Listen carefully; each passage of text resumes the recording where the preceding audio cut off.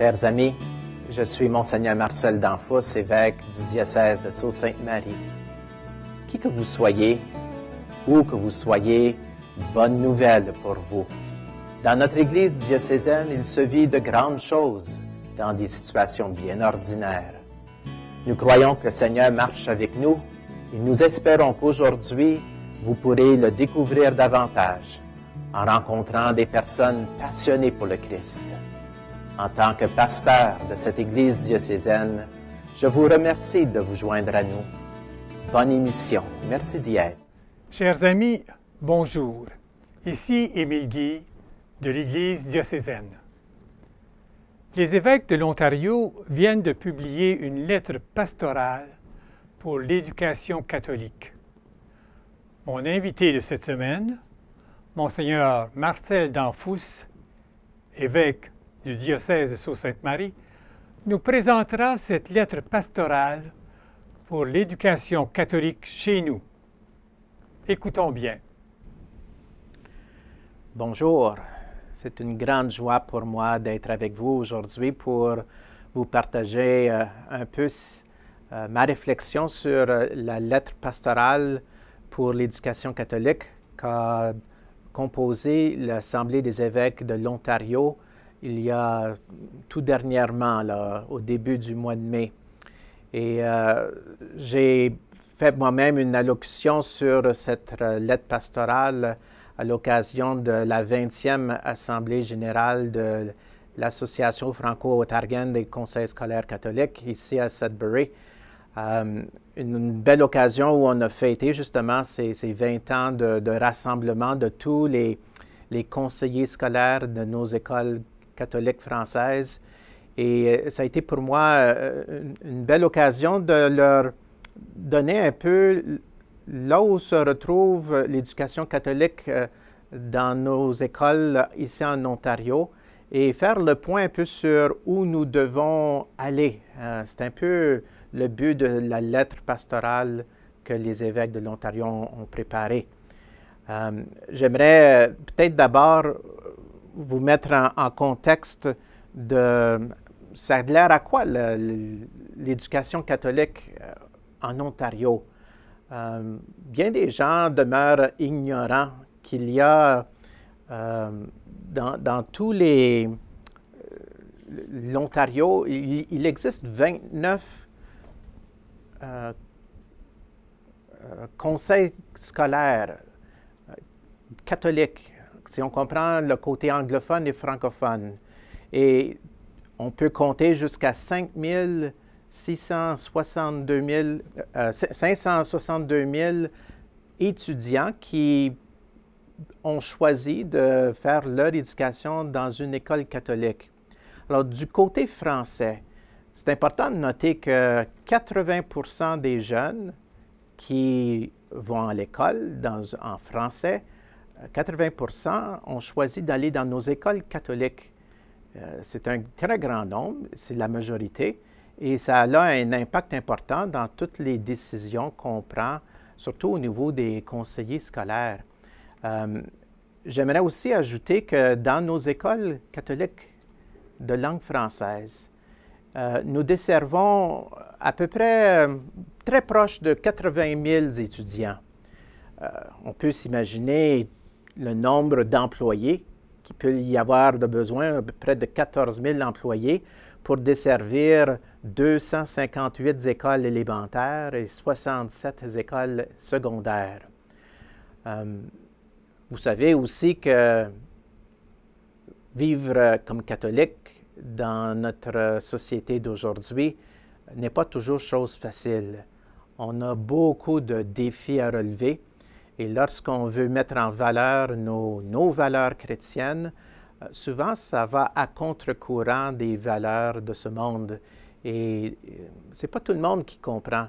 Et on a toujours à s'expliquer et à faire en sorte à ce qu'on puisse bien comprendre le pourquoi qu'on existe et le pourquoi on veut offrir à nos jeunes d'aujourd'hui une éducation dans un encadrement qui est celui de toutes les valeurs que Jésus lui-même nous a enseignées, pour que Jésus soit lui-même au centre de tout ce qu'on cherche à communiquer aux jeunes et que la foi nous aide vraiment à grandir dans toutes les connaissances puis dans notre croissance humaine aussi. Alors, l'éducation catholique, c'est beaucoup plus que juste l'enseignement religieux.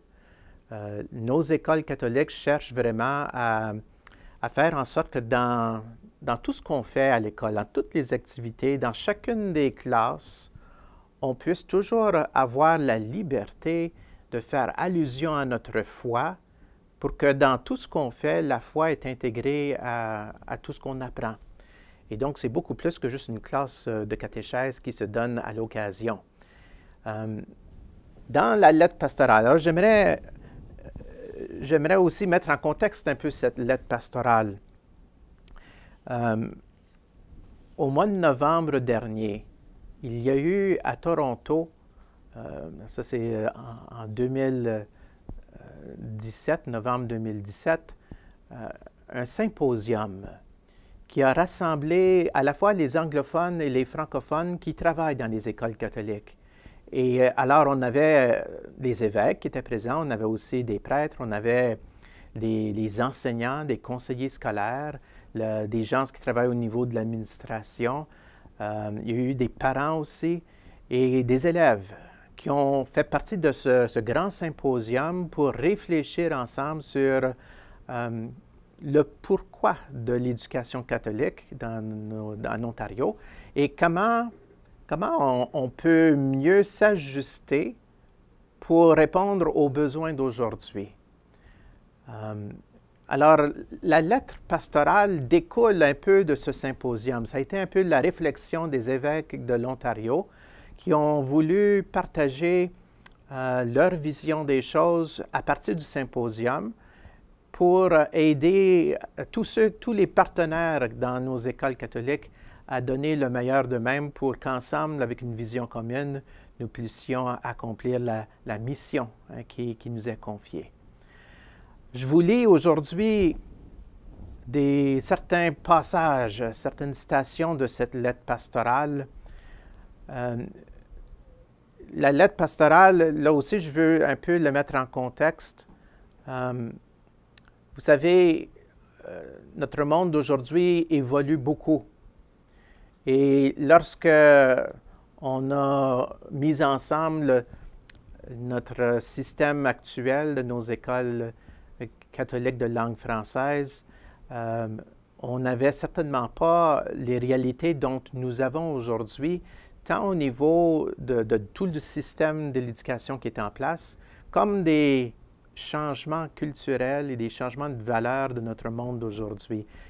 Et à cause de tous ces changements-là, afin d'assurer des écoles catholiques de langue française qui répondent aux besoins d'aujourd'hui, il était important pour nous de réfléchir et de faire le point sur toute cette question-là.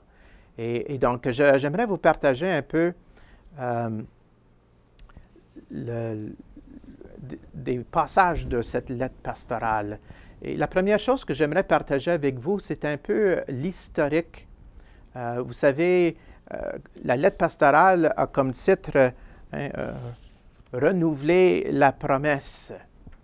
Et pour parler de cette promesse, il faut peut-être comprendre un peu la promesse qui vient d'où. Et alors, au niveau juste historique, c'est important de savoir qu'il y a eu une première lettre pastorale sur l'éducation catholique en Ontario qui a été écrite en 1989.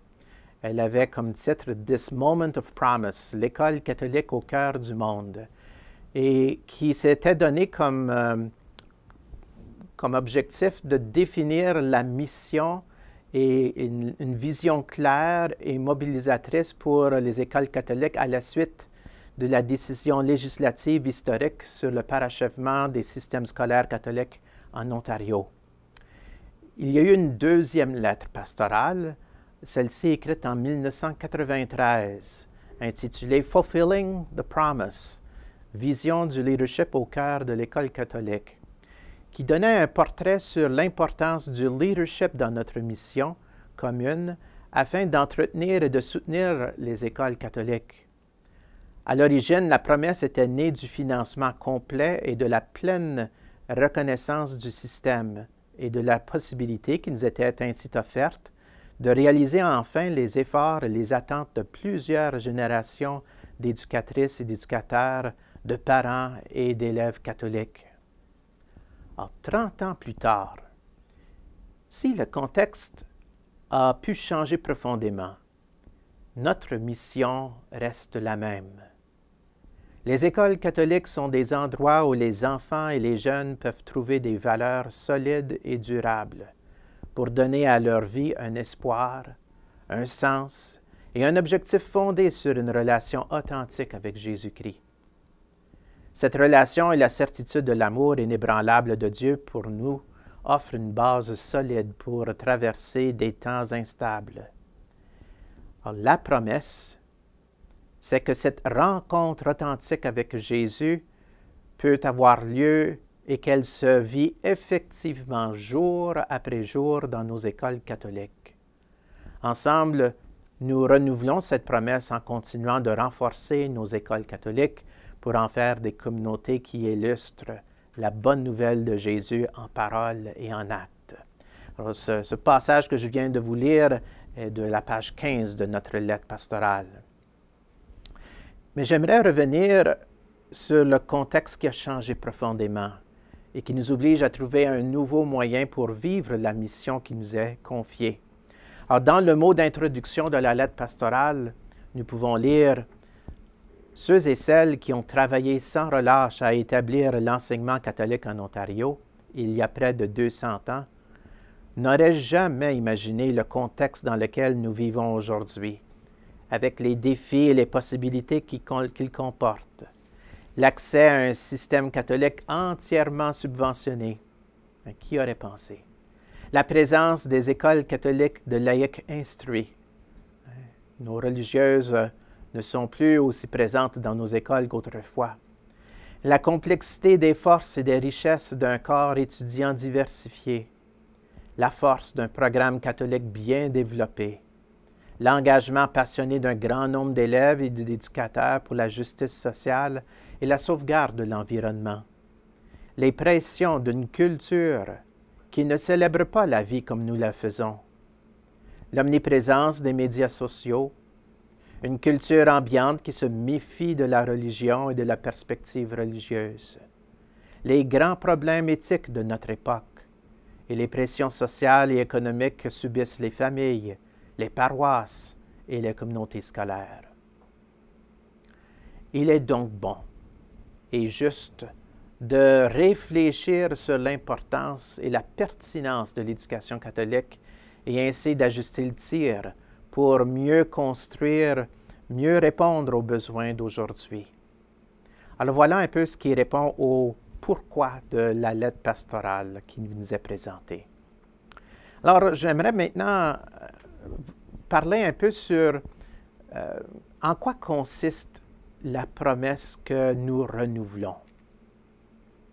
Alors, pour répondre à cette question, il nous sera nécessaire d'aller à la source biblique pour y répondre, pour y comprendre l'origine et le sens d'une telle promesse.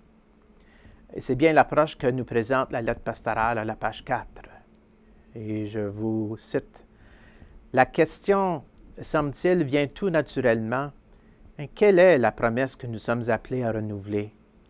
Dans l'Ancien Testament, nous recevons la promesse de l'amour fidèle et inconditionnel de Dieu. Le Nouveau Testament nous rappelle l'amour de Dieu pour nous et Jésus nous promet qu'il sera avec nous pour toujours jusqu'à la fin des temps. Alors le pape Benoît XVI l'explique de cette façon. Il n'y a rien de plus beau que d'être rejoint, surpris par l'Évangile, par le Christ. Il n'y a rien de plus beau que de le connaître et de communiquer aux autres l'amitié avec lui. Dans le contexte de l'éducation catholique, la promesse, c'est que cette rencontre authentique avec Jésus puisse avoir lieu, se vivre jour après jour dans nos écoles catholiques. Alors, dans la lettre pastorale, c'est à la lumière d'un passage évangélique bien connu qu'on a voulu introduire cette rencontre avec le Christ qui est si nécessaire pour renouveler notre promesse. Et on a voulu nous présenter le passage des disciples d'Emmaüs. Vous vous rappelez le jour de la résurrection de Jésus, le matin même, 2 disciples retournaient vers Emmaüs, ils quittaient Jérusalem et faisaient en route, tout déboussolés des événements qui s'étaient produits. Jésus, un peu incognito, se retrouve avec les 2 disciples et ils font marche ensemble. Et Jésus leur pose la question, « De quoi parlez-vous? » Et ils font référence à leur tristesse, à leur bouleversement, au fait que leur grand ami Jésus, qu'ils avaient reconnu en lui leur Messie, leur Sauveur, avait été mis à mort, qu'on avait crucifié. Et là, tous leurs rêves, toute leur espérance semblait être perdue.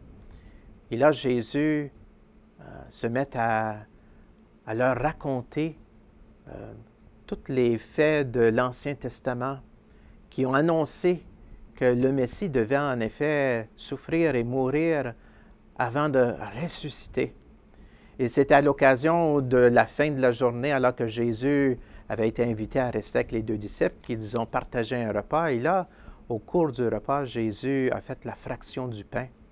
Un geste que les disciples ont tout de suite reconnu comme étant un geste que Jésus avait posé. Ils l'ont reconnu en l'étranger, Jésus ressuscité qui était avec eux. Et là, leur cœur tout brûlant, ils ont voulu communiquer la joie de faire avoir vécu cette rencontre avec les apôtres qui étaient toujours à Jérusalem. Et c'est donc à la lumière de ce passage qu'on présente un peu le restant de la lettre pastorale. La lettre pastorale rend tangible cette promesse d'une rencontre avec Jésus-Christ en comparant nos écoles à une communauté d'accompagnement, une communauté qui construit des relations, une communauté qui pousse à l'engagement et qui inspire l'espérance, à une communauté qui forme aussi des disciples joyeux. Et ce sont de belles pages que j'aurais aimé commenter avec vous aujourd'hui, mais faute de temps, je vous laisse le devoir d'en faire la lecture par vous-même. Un texte qu'on peut retrouver facilement sur l'Internet, au site de l'OPECO, opeco.ca, et vous pouvez y retrouver ce document. Si la rencontre personnelle avec Jésus-Christ est inexistante dans nos vies personnelles, et comment pourrons-nous vraiment être fidèles au cœur même de la mission de l'éducation catholique, dont l'importance de tendre la main à nos voisins qui sont partenaires dans l'éducation catholique pour échanger au niveau de notre foi et travailler ensemble à créer un environnement propice à une expérience spirituelle, d'une rencontre qui transforme et qui inspire, et d'un éveil de la foi qui influence toutes les décisions de notre vie. Et tout cela grâce à la personne même de Jésus-Christ. Alors, ce qu'on souhaite faire dans nos écoles, c'est vraiment de donner à Jésus de refaire l'expérience qu'il a faite avec les disciples d'Emmaüs et de faire cet accompagnement avec tous les partenaires qui font partie de notre grande famille de nos écoles catholiques de langue française.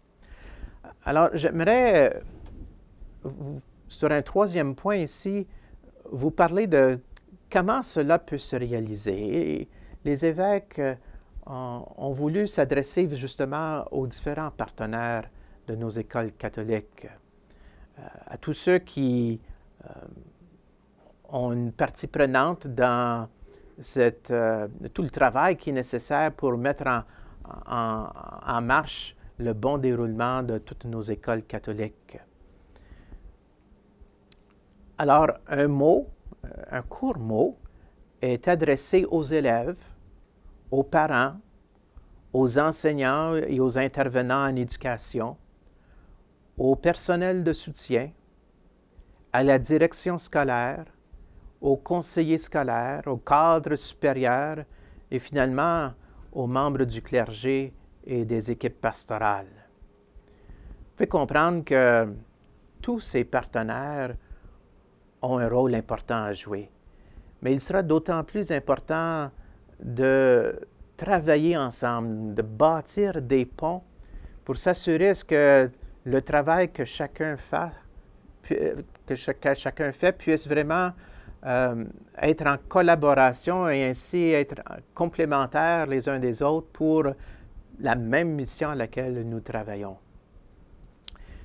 Prenons par exemple ce qu'on demande, ce qu'on suggère aux conseillers et conseillères scolaires. On vous a confié la grande responsabilité d'administrer la mission de l'éducation catholique. Que l'Évangile de Jésus guide vos politiques et votre gouvernance de nos conseils scolaires catholiques, car c'est dans son Évangile que l'Église découvre la vérité, le bien et la beauté. Le monde est déjà sauvé dans l'amour de Dieu trouvé en Jésus-Christ. Faites en sorte que votre travail reflète cette vérité. Épaulez-vous mutuellement dans la foi et que votre parole publique soit guidée par le respect de la vérité et l'engagement pour la vérité dont Jésus a donné l'exemple à ses disciples. Vous partagez certaines responsabilités avec les autres partenaires de la communauté éducative catholique. Les parents, les membres du clergé, le personnel enseignant et le personnel de soutien travaillent tous au service de la même mission. Toutes les voix doivent être entendues et chaque personne doit être reconnue et respectée dans sa dignité et sa bonté inhérente.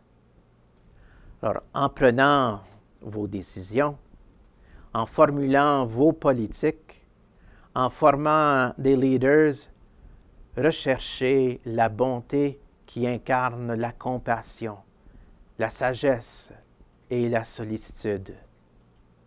Et la meilleure façon de mesurer votre efficacité, et je trouve cette ligne superbe ici dans la lettre pastorale, et la meilleure façon de mesurer votre efficacité, ce sera la place que vous ferez à votre foi, à votre amour de Dieu, à votre compassion et à votre respect mutuel dans les décisions que vous prendrez. Alors, priez ensemble. Collaborez étroitement avec votre évêque et avec le personnel diocésain. Ils peuvent vous appuyer et vous guider dans les efforts que vous faites pour grandir dans la foi et pour approfondir votre connaissance et votre compréhension de l'Église, l'enseignement de l'Église. Laissez l'Esprit Saint émerger des tensions créatrices qui suscitent la préparation des budgets et de la conception de solides programmes pédagogiques pour les élèves, leurs familles et la collectivité que vous servez. Que vos interventions publiques reflètent clairement ce que nous professons comme communauté catholique et qu'elles expriment l'amour et la miséricorde de Dieu dans notre monde. Alors voilà comment les évêques s'adressent aux conseillers scolaires. La foi que nous vivons, notre amour personnel qu'on a pour Jésus-Christ, toutes les décisions qu'on fait à partir de nos valeurs chrétiennes, eh bien, on s'attend à ce qu'elles soient vraiment toutes reflétées dans l'engagement que prend un conseiller ou une conseillère scolaire. On pourrait en dire autant pour nos enseignants. Et j'aimerais faire allusion ici à ce que nous dit la lettre pastorale à nos enseignants. Vous donnez un témoignage puissant de la présence de Jésus dans la vie de nos élèves. Et chaque jour de classe, vous fournissez la bonne terre où la foi de nos élèves pourra plonger ses racines. Or, rappelez-vous que Jésus fut un grand pédagogue. Dans la prière, laissez-le vous inspirer par son exemple de service dans l'amour et demandez-lui de vous soutenir dans la vocation que vous avez choisie. C'est une belle vocation. Et ce qui fait la différence d'une vocation, d'une job, c'est que votre travail, vous le faites sous le souffle de l'Esprit, comme une réponse à un appel de Dieu. Et c'est donc tout imprégné de l'amour de Dieu et de son Esprit, et avec le désir de lui plaire, que vous vous engagez à servir toute cette jeunesse à tous les jours dans vos écoles. Votre témoignage de foi, il est donc super important. Il peut faire une différence vraiment extraordinaire pour la vie de tous ces jeunes qui ont choisi justement une école catholique de langue française pour que dans tout ce qu'ils apprennent, dans leur façon de grandir comme être humain, ils puissent intégrer non seulement les connaissances académiques, mais bien tous les éléments de leur foi. J'aimerais donc tout simplement conclure. Ce que je vous présente aujourd'hui, c'est seulement une petite bouchée de ce que nous présente la lettre pastorale. Et j'espère que j'ai pu vous allécher, vous mettre de l'eau à la bouche pour que vous ayez le goût d'aller lire la lettre au complet et d'ainsi partager cette vision commune qui nous est donnée. Et j'espère que dans ces quelques minutes que j'ai eues avec vous, j'ai pu susciter votre intérêt et que votre engagement sera au profit de tous nos élèves dans nos écoles catholiques de langue française. Merci pour votre attention. À la prochaine. Merci beaucoup, Monseigneur, de nous avoir partagé cette lettre qui vous tient à cœur. Et vous, chers fidèles téléspectateurs et téléspectatrices, j'espère que cette lettre vous donnera le goût d'encourager l'éducation catholique de nos enfants. Au revoir et à une prochaine.